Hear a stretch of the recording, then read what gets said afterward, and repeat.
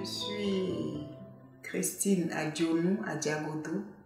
Je suis nutritionniste diététiste au programme national contre la tuberculose et au Centre national hospitalier universitaire de pneumophysiologie de Cotonou. Un plat équilibré, un plat dans lequel nous retrouvons un tiers de féculents, c'est-à-dire des aliments qui sont fabriqués sur la base des céréales ou bien des tubercules. Donc, eux, ils prennent les 1/3 du plat. Également, on doit retrouver 1/3 des viandes et substituts. On n'entend pas viande et substituts. Tout ce qui est viande que nous pouvons consommer sous toutes ses formes, que ce soit la viande en morceaux ou bien les charcuteries et autres. Les substituts sont les poissons en général, tout ce qu'il y a comme poisson, gros ou petits poissons, constituent les substituts des viandes. Également, les œufs sont des substituts et les légumineuses. On n'entend pas légumineuses, tout ce qui est haricots disponibles dans nos marchés. Comme exemple, nous avons le haricot rouge, le blanc, les wanzhou, les cassoulet. Voilà quelques exemples d'haricots. Également, tout ce qu'il y a comme soja. Les soja constituent les substituts des viandes, aussi du arachide. Et maintenant, les 1/3 restants sont faits de légumes, toutes formes de légumes, que ce soit les légumes du jardin, c'est-à-dire tout ce qui est crudité, ou bien les légumes que nous préparons, nous transformons en sauce, que nous appelons man. Voilà les différentes variétés de légumes que nous avons. Je peux tout de suite donner un exemple de plat équilibré. Je prends mon plat, là-dedans, je dois trouver 1/3 de la pâte de maïs par exemple, 1/3 du poisson et les 1/3 restants seront faits de sauce man. Voilà un exemple très simple que nous pouvons donner.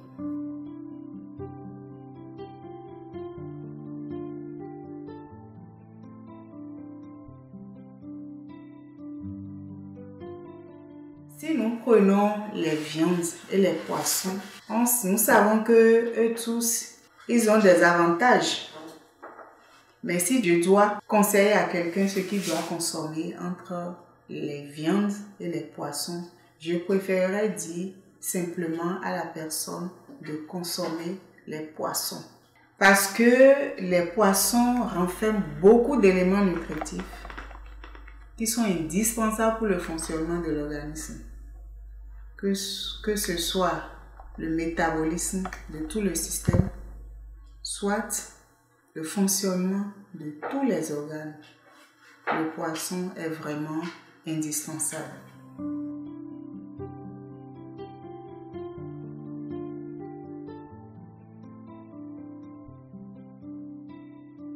Les gens connaissent bien les petits poissons que nous appelons les frétins, mais ils n'y taillent pas d'importance. Je vais répondre à cette question en disant simplement que généralement, nous pensons que les petits poissons que nous appelons frétins sont réservés aux pauvres. Mais en réalité, c'est une fausse croyance. Parce que les poissons frétins renferment beaucoup d'éléments nutritifs que nous ignorons. Également, les gens pensent peut-être qu'ils ignorent l'importance. Ils ignorent vraiment la composition de ces petits poissons que nous consommons. Si je dois parler de la composition nutritionnelle des petits poissons que nous appelons frétins, Il y en a tellement de freutins. Et d'ailleurs, permettez-moi de dire que les freutins, c'est différentes variétés de poissons en miniature. Si nous prenons par exemple le thon, il y en a en très petite taille. Si nous prenons par exemple le tilapia, il y en a en de petite taille. Plein de variétés de poissons ont leur fretin, mais que nous négligeons généralement. Ils sont prioritairement très riches en protéines. Les poissons freutins sont des aliments riches en protéines. Pas freutins seulement, tous les poissons sont très riches en protéines. Puis après, en vitamines et en minéraux. Nous allons citer quelques vitamines. Ils sont riches en vitamine A.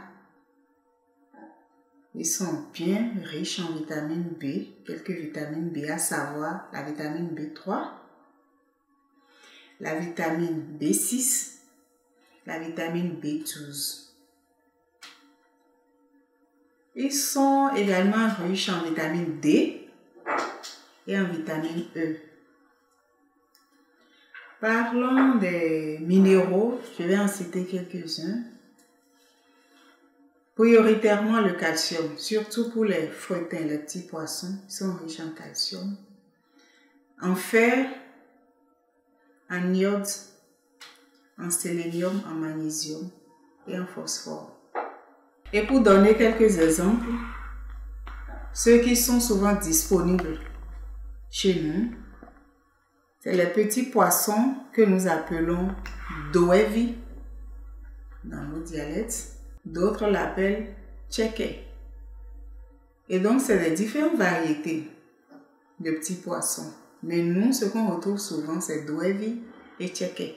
Et il faut avouer qu'ils sont très, très, très, très riches.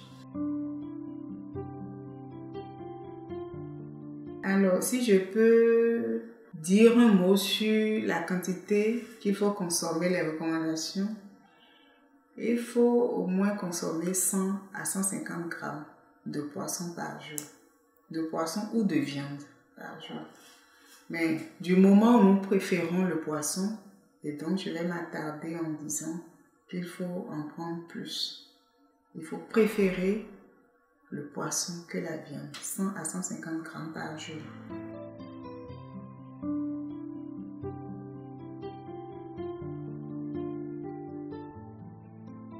Du point de vue vertu thérapeutique, sa richesse en vitamine A assure la protection des yeux. Et donc, quand quelqu'un consomme du poisson, il doit être rassuré que ses yeux sont quand même protégés, en dehors d'autres pathologies, bien sûr, qui pourront en découler.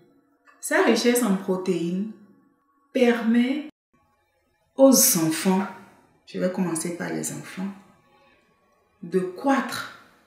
Ça assure la croissance et le développement des enfants.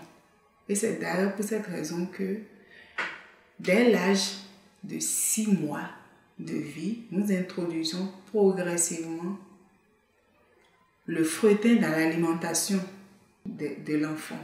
Quand nous faisons la bouillie, le fretin vient enrichir la bouillie.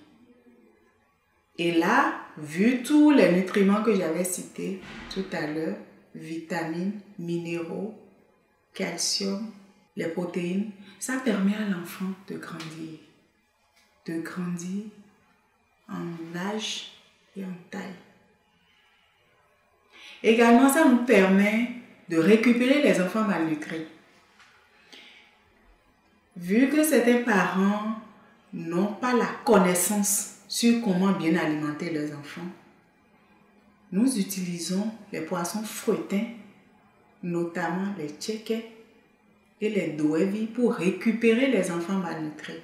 Malnutrition aiguë sévère, malnutrition aiguë modérée. D'ailleurs, ils quittent le sévère pour le modéré. Donc, on introduit la poudre du poisson dans l'alimentation des enfants. Et on les récupère. Parce que ça renferme du fer, les enfants ne sont plus anémiés. Ça renferme du calcium. Le calcium ne fera que solidifier l'os de l'enfant, puisqu'il grandit, l'os grandit également, ça solidifie. Voilà, la vitamine D va permettre à ce calcium de se fixer sur l'os de l'enfant. La vitamine E aussi sera en même temps un antioxydant qui va lutter contre tout ce qui est radicaux libres chez l'enfant. Chez les adultes, sa richesse en calcium et en plein d'autres nutriments, les vitamines bien sûr en protéines, nous permet de renouveler nos cellules. Donc, en d'autres termes, ça assure le renouvellement cellulaire. Et également pour les adultes malades, surtout dans les affections chroniques, où ils n'ont pas l'appétit, parfois ils sont anémiés, ils sont cachetiques, c'est-à-dire ils sont maigres. Ces petits poissons moulus, puisque les adultes malades n'arrivent pas à broyer les aliments. Ils sont là, ils gardent la chair du poisson dans la bouche longtemps et après ils les rejettent. Et donc, moulus, ça nous permet d'enrichir leur alimentation, que ce soit les soupes, que ce soit les légumes, que ce soit les bouillies, tout est enrichi. Et là, ils récupèrent mieux. Le fer qu'ils renferment fait que corrige l'anémie directement chez les enfants comme chez les adultes. Surtout chez les enfants, du moment où la structure dentaire n'est pas bien installée encore, la poudre va très bien avec les enfants. Maintenant, chez les personnes âgées, je vais parler des personnes du 3e âge. Qu'est-ce qui se passe? Cette poudre de poisson fouettin nous permet également de renouveler les cellules chez ces personnes-là parce qu'ils ont besoin de calcium, ils ont besoin de protéines pour pouvoir renouveler leurs cellules et plein de vitamines pour pouvoir s'entretenir. Vu que la denture a un peu de problème également chez eux, parce qu'au 3e âge, les dents commencent à s'arracher, alors qu'est-ce qui se passe? À cause de ces fouettins, nous arrivons à mieux les alimenter. Donc voilà un peu les avantages thérapeutiques que nous avons. Ça renferme tellement de nutriments que le cœur même est tranquille. Le cœur est tranquille, il n'y a pas de souci. Le cœur fonctionne normalement, pareil pour les autres organes.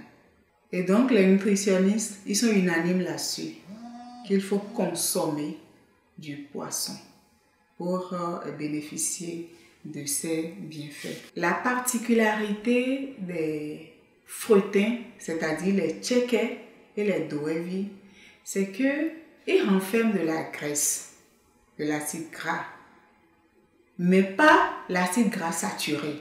C'est les acides gras saturés, la graisse, puisque c'est des graisses animales, on n'en disconvient pas. Ça vient des poissons et non de la viande. C'est la graisse animale provenant de la viande qui n'est pas bon pour la santé. Ça renferme des cholestérols et autres. Et c'est ça qui crée les problèmes vasculaires. Les problèmes cardiovasculaires où il y a formation de la plaque d'athérome, c'est-à-dire c'est des caillots qui se forment au niveau des artères et puis ça s'enquiste, ça bouche les artères parfois bien les vaisseaux. Donc on n'a pas ce problème avec les poissons. Par contre avec les viandes et surtout la viande rouge, voilà ce à quoi on fait face parfois. Et donc ça contient de la graisse mais pas la méchante, si on peut s'exprimer ici. Et nous, on l'appelle oméga 3. Ça renferme de l'oméga 3. Et cet oméga 3 est bon pour le fonctionnement du cerveau également. Et ça permet aussi de ne pas vite oublier. Il y a une maladie qu'on appelle la maladie d'Alzheimer. Ça permet, la consommation du poisson permet de ne pas vite oublier.